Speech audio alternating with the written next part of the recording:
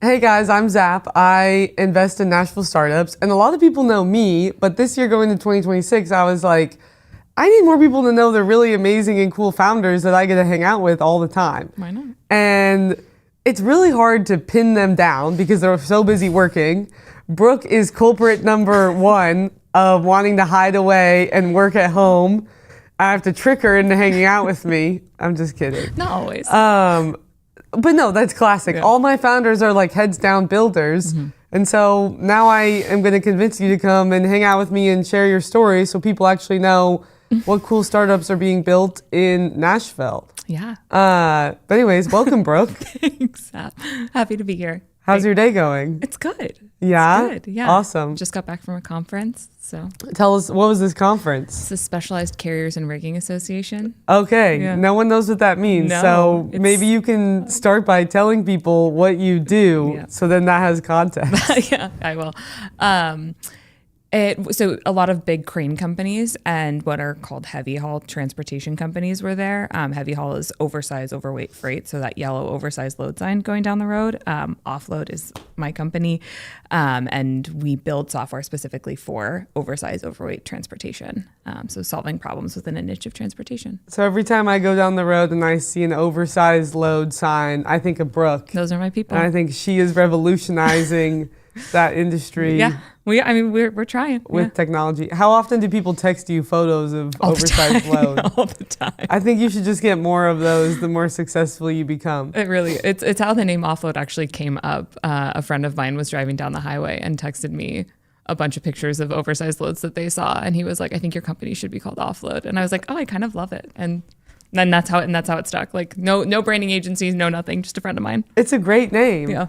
All right, so back us up. Like, how did you get started in tech startups? I moved here. I moved to Nashville for business school, and I came from consumer packaged goods. And I was like, I just really want to find an early stage tech company that's solving a very real problem.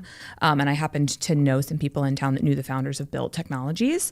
And so I kind of started my career there. There were less than 20 employees there. And I was there for 4, maybe 5 years, and left around 300 employees. But I kind of grew up within Built and kind of grew up with Nashville's growth as well. So it was a really great kind of crash course in not just like, being in business school, but also like seeing a hyper growth company scale. What was it like going from 20 to 300? Honestly, you like crazy. And also you like didn't really notice, like all of a sudden you just kind of be like, wow, there's more people here. Wow, there's more people here. But it was a blast. Cause for people like me, like I can't sit in a job and do the same thing over and over repetitively. Like if you put me in a position and it's like, do this job all day long. So I'd get bored. And so it was great for me because there's always something new to do. There's always like something I could get my little hands on, and I ended up really enjoying it. Yeah. What did you do there? And like, I want to know, what are you most proud of that you did there? Oh my God. So I worked in finance for a while. I worked in implementations for a while. And then I stood up our first ever product line extension there, which was a tech-enabled services marketplace for construction draw inspectors, which is like niche and no one will probably. Yeah, that's so niche. Yeah, no one will know. But it was, that I think is probably the thing that I'm the most proud of because it was something that lived on beyond me. So when I left on great terms with the company, and it's sort of staffed in a team behind me. And it's still one of the biggest upsell products today. And I think it's like a substantial part of the company's revenue. Yeah. So company's billings. So I feel very proud that it adds value and kind of lives on and has grown beyond me. They now do so much more than what we started. So when you left Built, did you go straight into Offload, or what's that story? What happened? No. I actually took some time off, which was a really luxurious position to be in, and just sort of spent some time. I had some personal stuff going on where I was able to just like kind of enjoy and lean into that side of my life. I just kind of started looking at like a lot of different things. I wanted to do something on my own. What I learned at Built was kind of like, I had the curiosity and now kind of the confidence to be like, I think I can go try something on my own. My little, but the company's product line extension was my second 0 to 1 motion in my career. And so I was like, I think I want to try something on my own. I didn't know what it would look like. I didn't know if it would be like getting doggy daycares up and running because we had just gotten a dog and there was like no dog care, or if it was buying more rental properties. But I ended up joining forces with a venture firm out of New York and doing some research in and around kind of dispatching, because the tech-enabled services marketplace touched dispatching construction draw inspectors to construction sites. And I don't know, it kind of just took off from there. We found this sector of freight and it felt really familiar from my time at Built. It was a more complex workflow. It was a more regulated sector, which was very kind of mirrored what construction finance was in general banking, more stakeholders around the table. And once we found it, I just really leaned into it because I was like, I think if we, business could be built over here, you could really build a business over here. So then the unhinged part comes. I just started going to conferences in this space and I just started like meeting people and I showed up, I was a girl in a laptop at like a expo hall of 3,000 people. And I was like, hey, I want to build something for this space. And they're like, what would it do? And I was like, what do you think it should do? And people thought I was nuts. People thought I was a total psychopath. Like I found a man on Facebook and cold called him, and he ended up being delightful, but like it was probably one of the dumber things I've ever done in my life. And then he was like, hey, like come out to this conference, like I'll take you to our yard, you can like see the equipment and the trucks, you can meet the girls in the office, and like they're a pilot customer now. Like it worked, but I'm like, I just literally met a random man off of Facebook and just jumped in his car and went to a yard. That's incredible. Okay, so explain to people who like they're 10, the problem in your industry and how you're solving it. Yeah. With Offload. For sure. So part of what makes oversized overweight freight, fix that, yeah. Part of what makes oversized overweight freight a unique subset of transportation is that these loads require permits per jurisdiction that you pass through. And those permits are they're really important because they dictate the route that you can take. And they dictate the route that you can It's okay. I know. I'll start over again so you don't have to. No, keep going. Wait, nope. Is it gonna? Oh, it's okay. Okay. Where was I? Oh, okay. Part of what makes oversized overweight freight unique is these loads require permits. And those permits are super important because it's the state Department of Transportation giving a very specific route for a carrier. And it's intended so that, chief among the reasons is to not hit bridges, right? Not damage infrastructure. If you're 16 feet high going down a highway, they're going to route you around anything that would be under that. But these permits are PDF documents with like Mapquest-style turn-by-turn directions. So they're really hard to understand and read. They can be 3 to 12 pages of dense text. There's curfews, there's pilot car, those little cars that go ahead and behind.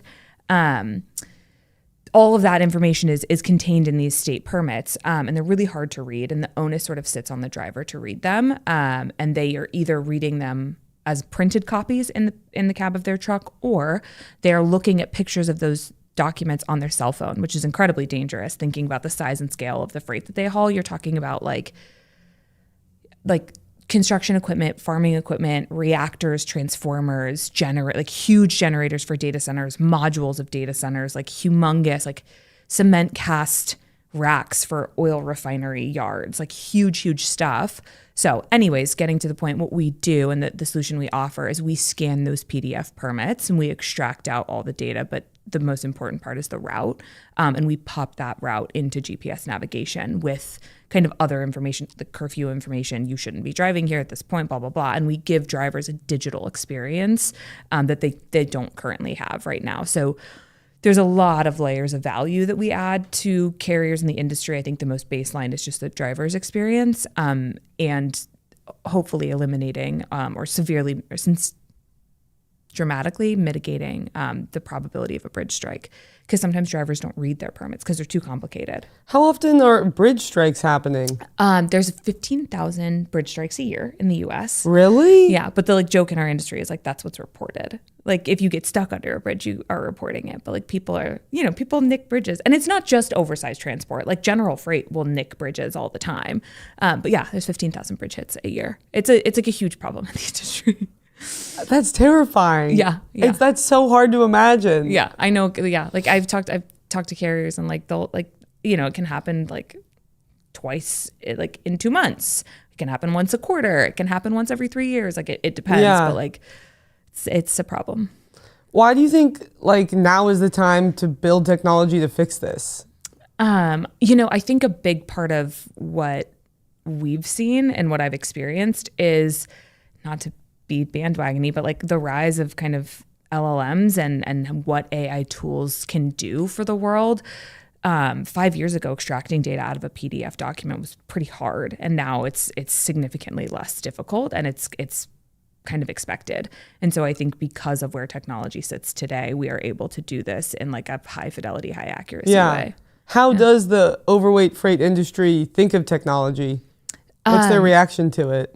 I think from what I've seen, the spectrum of adoption exists everywhere, right? You're going to have early adopters, you're going to have laggards, you're going to have people in the middle. Like I've seen all of those personalities, but I think the general sentiment in this space, I feel like people are really hungry for innovation, because this group has been, they have been grouped in with general freight their whole, like since the dawn of time. And so you have a lot of technology companies that provide technology for dry van freight or refrigerated freight, or even, kind of some legal flatbed stuff. And they try and force their solutions on oversized, overweight.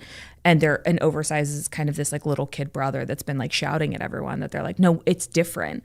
Like we don't route the same way. We have to have permits. We have to have all of these other people in a crew dispatched. And no one's really come in and listened and been like, oh yeah, this does look really different. You should build a solution this way. And so I think the reception and the respect that we've gotten in the industry has a lot to do with just shutting up and listening to what they have to say and what their problems are, and then building around that instead of trying to like tell them what the solution is that they should have. Yeah. How do you even get in the rooms to listen to them? Well, that's when you go to the conferences. And I mean, so you show up to these conferences and how do people react? I think that's where like humanity comes in a little bit. Like they were people, the first time I walked in some of these conferences, like the bigger ones, obviously you get lost. There's some smaller, like more intimate ones. And like, I really like, not ruffled feathers in a negative way, but people were just like, who is this girl? And like, what is she doing? They knew you were someone else? They just had never seen anyone like this before. Like no one had just showed up at a conference and been like, hey, I don't know a single person here. I want to build something for this. And so that's when you like, so it's like the owners of the oversized freight companies are. Yeah. I mean, people in this industry have been in the industry for like 15, 20 years. But yeah, owners of carriers. Probably longer even, I'm guessing. Yeah. And how big is the industry? The oversized, overweight, over the road market in the US, we believe is about $80 billion. But I've had customers of ours be like, no, it's probably hundreds of billions of dollars. But the data that I have that I've kind of researched is about 80 billion. And there's some other market sizing that's out there that's 60 to 80 billion. But I lump that under kind of the broader break bulk and project cargo market. Because if you think about where this naturally could expand into, it's not just over the road, but it's ocean and rail and barge and air. And it's shipping really big stuff all over the globe. And that's a $672 billion market growing at like 6% a year. Because we just have to move more big stuff. Yeah, well, it's highly infrastructure driven, right? And so like, and thinking of data centers being one of the big things, but like, all of the like bridge work that needs to go on, all of the construction that needs to go on, any kind of, you gotta move big stuff. Yeah, oil and gas, mining, renewables, like it's old school energy, it's new school energy, it's the infrastructure of modern society that like we never need. Or like, I'm sorry, we always need, but we never know about. Yeah. How did most people get into the industry? It's a super like family oriented, like family businesses passed down from generation to generation. Someone's dad worked with someone else, then they got this kid a job in the yard. It's like typically like very family oriented. Yeah. Is it geographically denser somewhere than somewhere else, or where is it? I would say the way I'm like, is this the content that people are looking for? No, it's interesting. No one knows anything about this industry. I know. Yeah. No, it's funny. And I'm like, I can't believe how much I know about this industry. The content that people are looking for, where are the heavy haul carriers? I would say around ports, around some of the large ports in the US. So like Houston is the largest port by like size in the US. So it's really prominent in Houston. And then Long Beach is, I think, the second largest port. So there's a presence out in California in a big way for heavy haul carriers. And then I think up in the Northeast, there's a decent chunk, but they're all over the country. Yeah, they're everywhere. I've got people in Minnesota. I've got people in California, Louisiana, Indiana, New Jersey, like everywhere. Okay, so you've been to these conferences with the industry. Yeah. But I feel like you've told me you've done some other crazy stuff to like get customers and build relationships and trust. Yeah. Because I think some of it is just like it's a people business. Yeah, people want to work with people, and they want to know that you're a human with a heartbeat and good intentions before they're going to listen to what the hell your software solution is. I mean, it's not that out of pocket, but I like one of my first years, all of the people I was courting to be like early design partners or advisors, I sent them like personal like Christmas packages, and I like put together like a little Nashville package of goodies and like explained that I was, remember I'm from Nashville and like this is important, whatever, and then like put a card in. It's not that out of pocket, but I went on site a lot. I think those are like, someone would be like, oh, like come on down to the yard, and I was like, okay, like next week, and I would just get on a plane and I would go down and I would see their yard. Yeah, and then I end up having a meal with their whole family and like their kids. And wow, and so that's very different than like most sales, which is cool. Yes, it is. And I think that was part of why I ended up like really planting in this industry, is because I really liked the people. In certain ways, it's a lot of like how I kind of know the world and grew up, but it's also totally different in like a more, I think, wholesome way. That makes my growing up sound not wholesome, but whatever. What am I trying to say here? They're just like they're very kind, hardworking people. And some of them have businesses worth like tens or hundreds of millions of dollars, and you would never know it. Wow. Like there's just not a ton of pomp and circumstance. There's not a lot of pretense. Like I was joking. They just have to move heavy stuff. Yeah. Someone's got to do it. I was joking with one of my investors, and and he was doing some diligence and researching this industry. And like if you send someone an email and want to like set up time, they'll be like, just call me anytime. Like it's like, there's no like, they're not like there's Zoom. no Calendly link. Yeah. No, there's like not, it's just call me. Yeah. Just give me a call. I'll help you with whatever you need. Like there's just, it's like a very, I don't know, word of mouth, relationship driven, your word is your bond type of stuff. It's like, I had one guy that I was trying to work with, and he was like, I don't do contracts. Like we don't need to have a contract. Like if I tell you I'm going to do it, I'll do it. I was like, okay. Wow. Yeah. I do that too. Yeah. But I think that's also that tracks with like startup stuff too. Cause you're like, yeah, we don't need this. Like why pay the lawyer fees? Like that's insane. Totally. It's like, if you don't pay me, we'll just not work together again. Like that would suck. And I'll tell everyone that you suck. Just kidding. So your end user is really like the trucker. Do you like go and you talk to them and ask them what's it like using Offload? Yeah, well, yes, I do. I sit with truck drivers and I talk to them about, the tools that they use, and that's like been a really cool thing for me to see as well. Like they're very proud of like the work that they do. I think, truck driving gets like a certain reputation within the US, but like it's a profession, and like these guys like, they need to know how to tie down their load. They need to know how their equipment operates. They need to know all of their like technology and their like pre-trip routine. And there's no trucker influencers that I follow and really enjoy. Oh, they're out there. I love it. Yeah, they are out there. We've done a lot more sitting with like dispatch users. But what does that mean? So dispatch is kind of like, think of it as like command or headquarters, and they have like the screen in front of them that's saying like who needs to go where, what thing needs to get on what truck, and who's driving that truck, and who needs to go where. And so they're kind of the puppeteer. If you think like Hunger Games, they're kind of like the puppet. That's a terrible comp, but they're kind of moving all of the chess pieces on the chessboard. Yeah. And so we've done a lot of research with them, because they're a big part of the workflow to get that. The goal is that the driver gets an experience that is like pretty buttoned up for them, and they just kind of hit go and move. But yeah, we've sat with truck drivers and looked at the different tools that they have. And it's crazy if you think about navigation apps today, like everything is built to optimize. Everything is built to optimize between point A and point B. That's the whole point of navigation. And so everything in general freight is built around optimization. and our sector is around compliance. And so one of the big problems they have is that they put anything in any other app, it's optimizing their route. And that's so dangerous for this sector. One, for like infrastructure strikes, but two, you can get fined if you're... I couldn't get anywhere without my Google Maps. I know. I'd be completely screwed. Yeah. Think about if you had to carry something, 250,000 pounds going 55 miles an hour down a highway and you didn't have a Google Maps. You had to read it off of paper. That's what these guys have to do. Okay, I have a dumb question. Do they have like scheduled like, okay, this is our rest stop and like this is when we're gonna go to the bathroom and get snacks, especially when it's like a crew? Is that like planned out?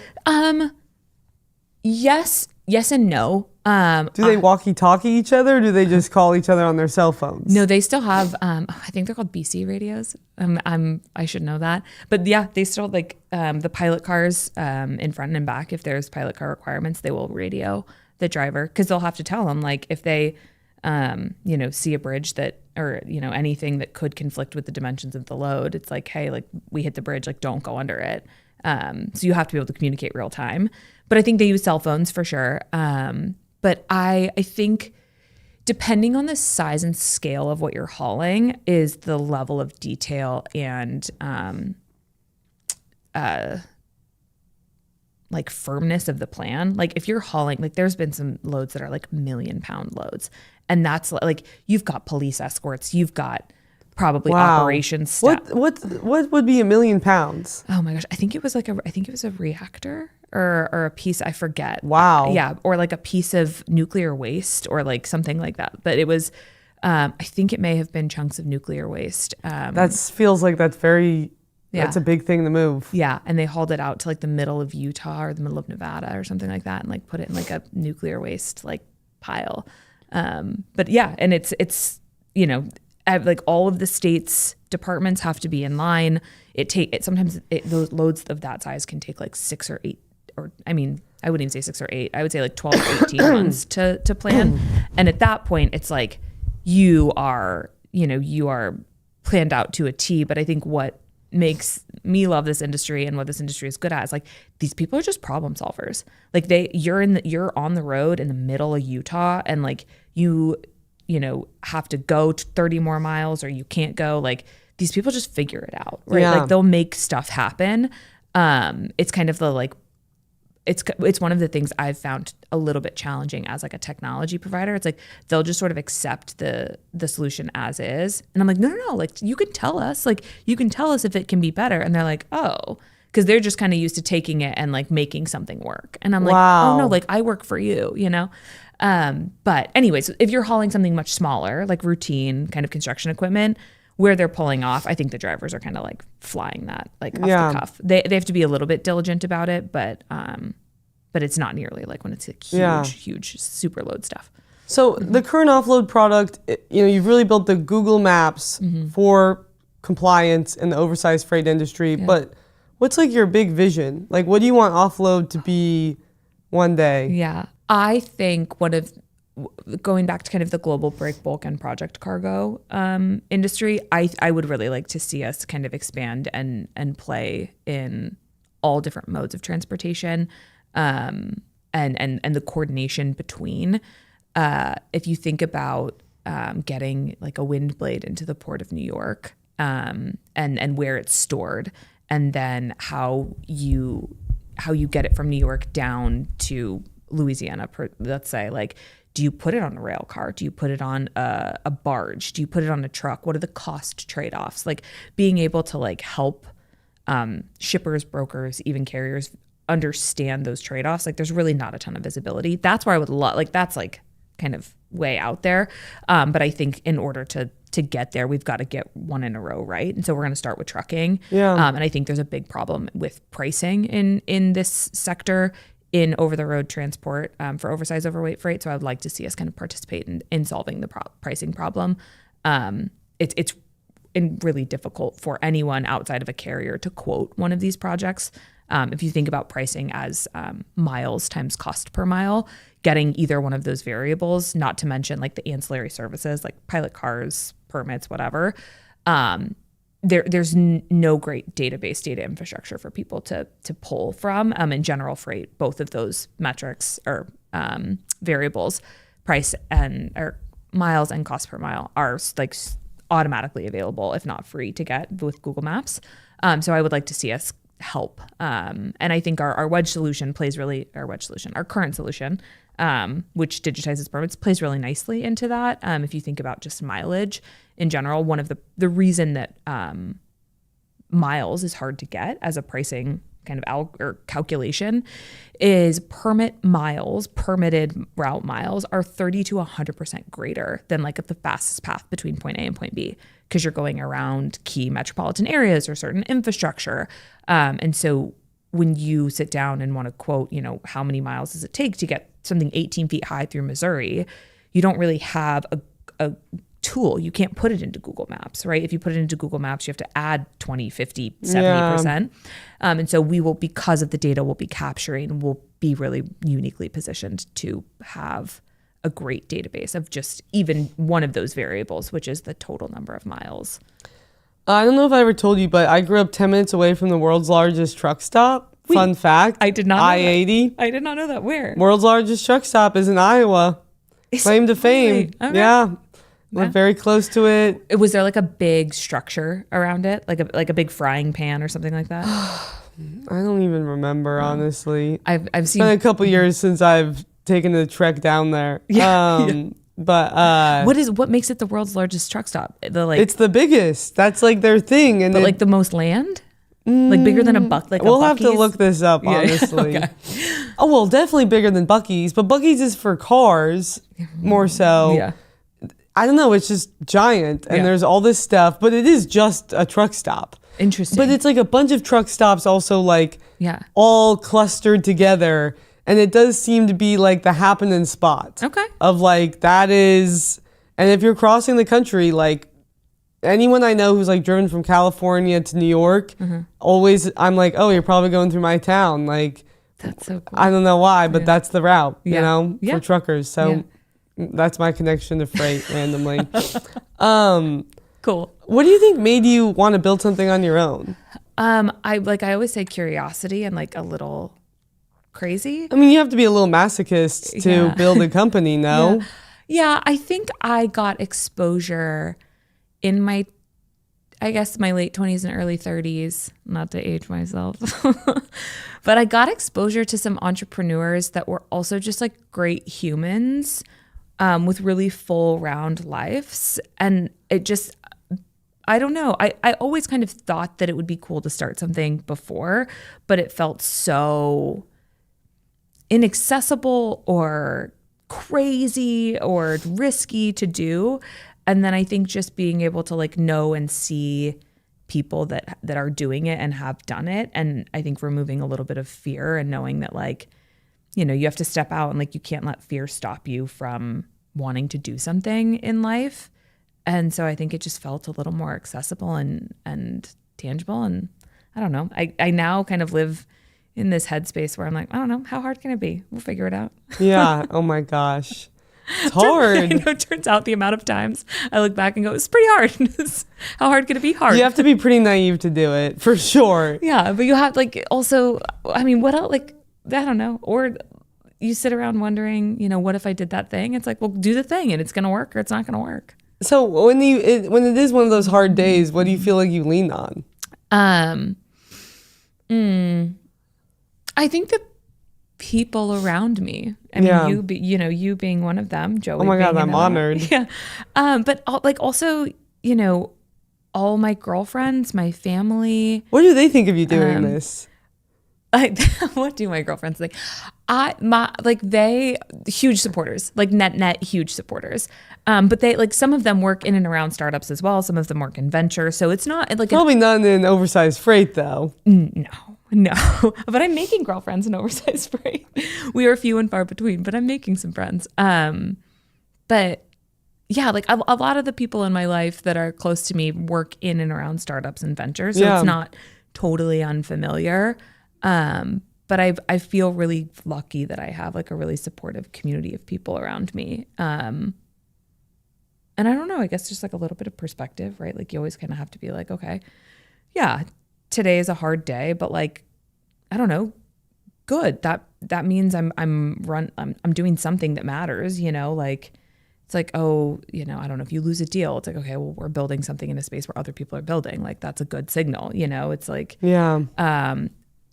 the product didn't turn out the way the customer thought. Okay, well, the customer's engaged and they're interested and they want to, like you can frame it up, but there's some like influencer out there that has like a whole mindset about this that I really love, but you can frame it up as perspective and just be like, okay, like, yeah, we have problems, but good. That means that like it's working. Yeah. Right. Like I can remember early at building the marketplace it built. It's like we would run into problems left and right, but I was like, good. Like people are engaging, like things are clicking in. And so that like, if we weren't doing something right, like there would just be apathy. There'd be no interest, but it's like people are using this thing and we're running into speed bumps, which means people are using this thing. Yeah, so they're good problems. Yeah. Oh, that's me trying to invest in Brooke. Too many people want to give me money. I'm like, I'm a people pleaser. I want to tell everyone yes. And then my Mr. Zap is like, this is a good problem to have. It'll be fine. And I'm like, I'm terrified. I get it. I also, when people are using your product, it's like, and it's breaking. It's like, well, thank God they're using it and they're teaching us what we have to fix. Yeah, but you have to see that because you have what the cool seat that you sit in is like, you have pattern recognition, right? Like you see me and then you see all of the other portcos or founders that you have in your space. And so like, I feel like you have the ultimate perspective because you're like, oh yeah, this thing that you're going through, like they went through that 6 months ago. Like that's where it's fun to see the patterns. Yeah. But there's still so much to extract. Yeah. Okay, if you had to brag about yourself a little bit. I don't want to do that. Yes. What do you really think, like, what do you think is your special skill as a founder? Like, what makes you unique as a founder? Skill, ability, insight. This is, I don't like this. I love you for this. What is the thing? I'm going to answer, but I'm going to make you answer first. I think I'll give you two things. I don't know. Give me two. I don't know if this is real or not. Great. Real. But I think one of them that I've seen and like some feedback that I've gotten from the industry is kind of like the relationship side of it, like approaching it from like a human perspective. Like I literally told one of our like early customers and is still an advisor and design partner. I was like trying to get a hold of him via email. When I met with him when I would see him at conferences, he would be super nice and then he would get busy and I couldn't get a hold of him via email. And I finally just walked up to him and I go, hey, can I swear on this? Yeah. Okay, great. I literally go, hey man, I totally recognize that you're busy. And like, if you want me to fuck off, just tell me fuck off. Like I will leave you alone. I will never talk to you again. But I was like, until you say those words to me, like I'm going to keep finding you. And he was like, no, it's cool. Like let's take 30 minutes. And I showed him our prototype and the whole thing changed. And so I think just like recognizing and knowing that like people want to know who I am. They want to know my backstory. They want to know where I'm from, like just being able to build a relationship and humanly be like, you don't want, like we're at a conference, we're all having a drink at 5 p.m. You don't want me to like pitch you my software, but like, I would like to talk to you about this later. And so like, I think being able to navigate just the humanity of it has been like a helpful skill set. And I don't know if that's like a real skill set or not. It's totally real. Well, okay. And then the second thing is like, I have a little bit of grit. Like there's an element of like, you'd need to do what you say you were going to do, right? If you say you're going to deliver something, you need to deliver it. And if you don't deliver, you need to communicate why and when and all of that stuff. And so like the execution side of things, I think it's just like, I don't know. I guess it probably everything's from early childhood. I'm like, so I guess it probably came from my parents, but like, yeah, if you say you're going to do something, you need to do the thing. And so I think that's like you need that when you are building. Those are two great ones. Yeah. Well, they were honestly they were pretty much what I was going to say too. Oh, good. Thanks. Along the same lines. Cause I was going to talk about in pattern matching, like obviously I'm biased and I think all the founders I get to work with are like amazing people, but they're all just so funny because you guys are all these unique flavors. Yeah. And I think what's so interesting about you is on paper, I think it wouldn't be clear for people to see like, why is Brooke building for the oversized freight industry? Yeah. But then I think over time, just knowing you and hearing your stories and even hearing the stories, I haven't talked to the oversized freight carriers, but some of the other VCs I worked with have. It is like, it's a super relationship driven industry. It's all about earning trust. Yeah. It is about who you are as a person and not just your solution. Yeah. And I do feel like your level of shutting up and listening, you said earlier, is so it works so well, as opposed to, I have some amazing other founders that I kind of give them a hard time. They're like very hard people to work with, but I love them. Yeah. I've got some big egos. You have to. It takes a big ego to be CEO, and you need that to build a lot of different things. But that's not the right skill set to build every type of business and sell to every type of customer. And so that's why I think you're so unique. And then I was gonna say, like, you just get back up again. Yeah, I guess so. I hope so. You have to. Like, what? Do you have any goals for 2026? Yeah, of course we do. We have goals and numbers and all the things. So hope, hitting those, exceeding them substantially would be a goal. My personal ones are so dumb. A girlfriend and I are starting a book club. We're going to read a book a month. Wow. Is great. I think it'll be a mix of some self-help. I'm in the book club. Are you? Really? I haven't read a book in years. Wait, what is the book?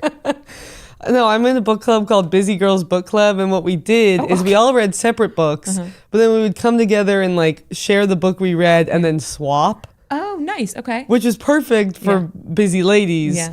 But I've kind of abandoned the reading part this past year. Yeah. Being an entrepreneur and reading is supposedly really good for you, but I don't know how people manage it. Audiobooks. It's hard. I know. Yeah. That's what I need to get back on. Yeah, I can't. It's just like, if I could be working, like, why would I be reading if I could be working? That sounds really bad, but it's kind of my mindset. So I'm very impressed. You're going to read some books. We'll listen to books. Yeah. I think there's like probably two big genres. I think we're going to do some leadership stuff, some self-help stuff.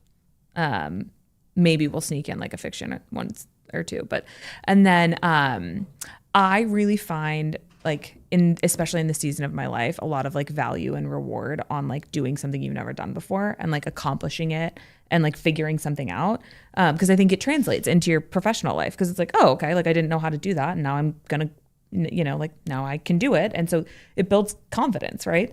And so there's two things that I really want to do, and one is learn how to make sourdough bread.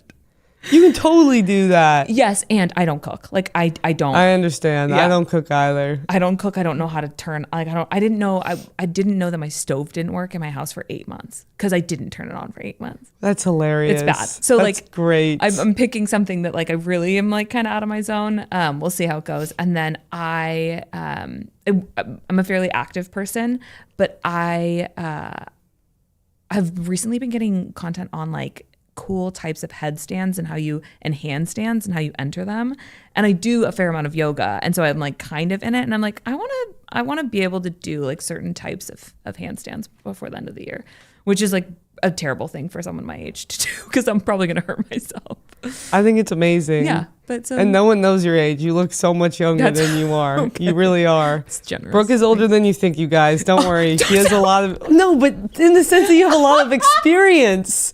They're going to think you're 25 years old watching this. So my customers did think that. They were like, I thought you were in your like late 20s. And I was like, oh, that's so cute. Like, you haven't seen people in their 30s recently.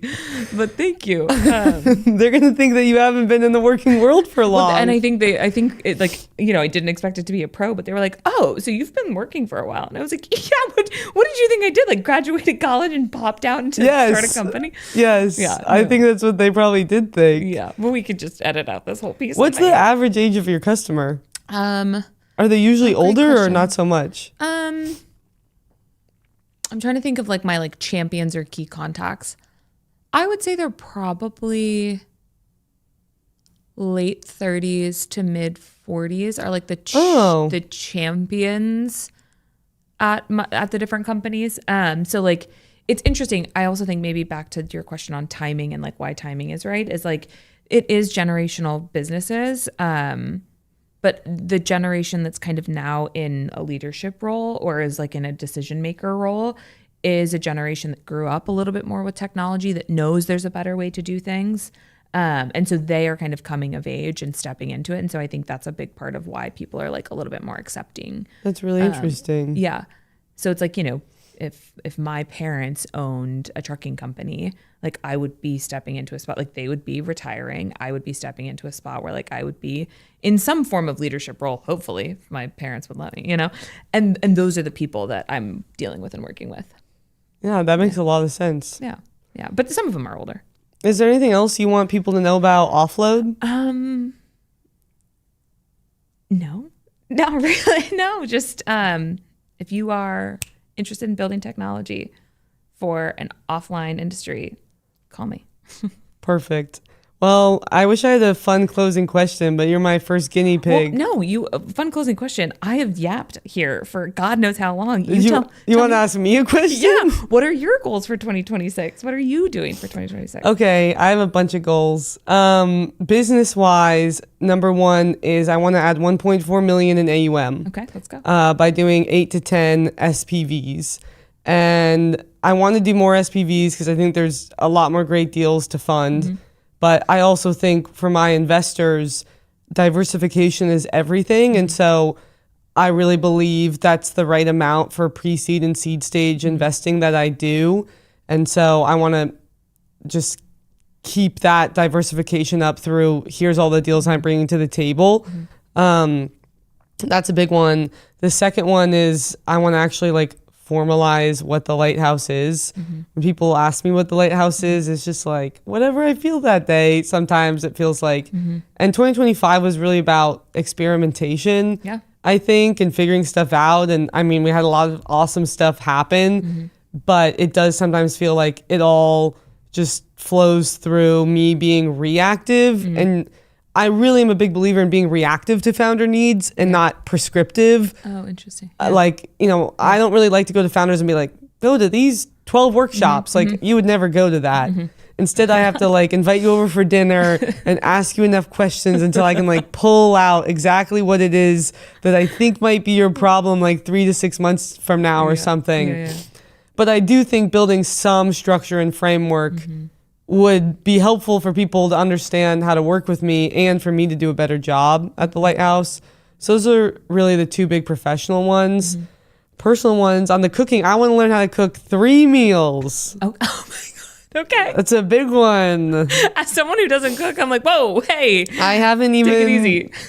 I made an hors d'oeuvre on New Year's Eve. Hell yeah. Yes, I put it in the oven. I kind of assembled it. Was it frozen ahead of time? No, well, it was puff pastry and then some brie. Oh, wow. And prosciutto and some fig jam. It was just assembly, but I was really proud. I was that's a great start. The way I couldn't. That's a great start to the year. 3 meals.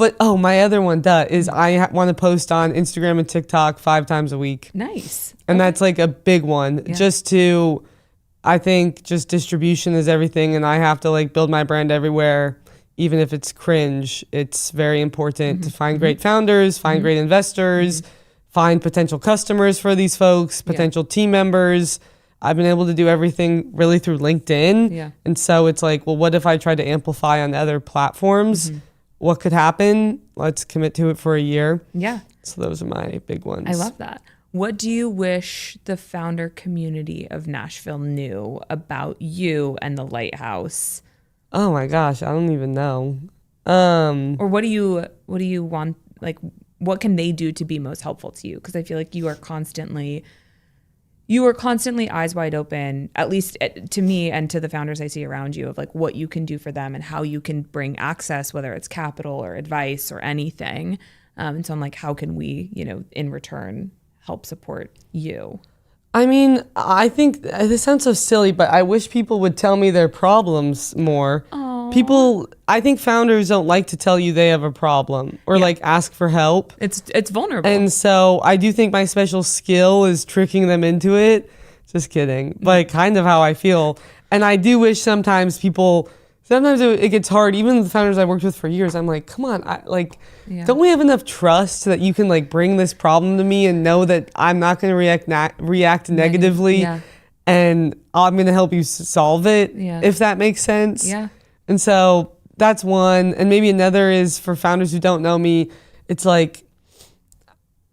I am orienting my career toward being an investor, my mission is to help founders win. And so meeting a founder when it's just here's my pitch deck and I'm looking for money, that's really the wrong time to hit me up where I think I can provide maximum value. To me, it's the earlier, the better, knowing you want to build something. Yeah. Because yeah, once it gets to the point where it's like, here's my deck and I'm pitching you, I'm like, whoa, this is not. Yeah. Goes back to the humanity, right? This the is relationship not of it. Yeah. what I do here. I know that's what other investors do. I'll help you with that, but like, that's not my business model. Yeah. Does that make sense? Yeah. It's like, don't come to me with like everything in a pretty package because I know it's not. Yeah. I know enough to know that it's That's not. the worst too, is because I'm like, this pitch sucks. Like I want to help you on it, but only if you kind of like give me a look behind the curtain, so then I can be like, all right, here's how we're going to go. Yeah. Because for founders, like, y'all have never been pitched probably by other startups. Does that make sense? Yeah. Yeah. So when people go out and raise, it's like they've never seen someone do it before. But y'all are so bullish that you're like, I'll figure it out, which I love. And it's I think that it's like there is a social norm to it. And to the extent that you can learn the social norms before you're in the arena, yes, it's important. Yes. And I did not do that. And I had to learn them. And well, once you did learn them, you raised your round so quickly, don't you feel like? Yeah. And thank God, thank God for you guys, you can't always just like muscle through stuff, and be like, whatever, I'm going to do it my way and I'm going to do it the founder way. It's like, there's an elegance and a social grace to it that, it's not that hard to figure out. That's what I really do think is I really try not to tell people what to do with their business because what the hell do I know? Like, I haven't built and sold a startup, but I do think I've seen enough pattern matching to know, like, all right, let's say we're bowling. Here's the bumpers. Yeah. Like, we got to stay between, like, let me just be your bumpers to make sure you don't just fall off and go in the gutter and be like, hey, don't do that. So, like, what's an example? Like, I'm trying to think of one of mine. There's, oh, really? I can't think well, of one is like someone asked for a deck. They sent me a 15-minute video. And I understand why they thought that was good. Yeah. But I was like, never send that to a VC ever. Yeah. That's an immediate red flag. Or like, people try to be clever with their like legal structure. Interesting. And it's just like, just don't do that. That's a red flag. Yeah. Or, maybe they want to have like co-CEOs or something. No, and it's just this stuff of like, it's just, listen, you can do it, but you just aren't going to fit into the box that venture wants to back you. And if you want to build a $1 billion business, it's hard as hell to do it without raising a little bit of venture capital. So totally. Do you think you have any ideas of yours? Yeah, I'll tell you after. Okay. I can remember a couple where I'm like, oh, good to know. Don't you ship that out? Okay. Don't say that. Wrap it up. Thank you so much, Brooke. Oh God, stop. Hopefully people will one day listen to this and hopefully they'll learn something about the oversized freight industry and they'll follow along with Offload. Yeah. Follow along with Offload. We're building cool stuff in Nashville. If you want to be a part of it. Awesome. Thank you.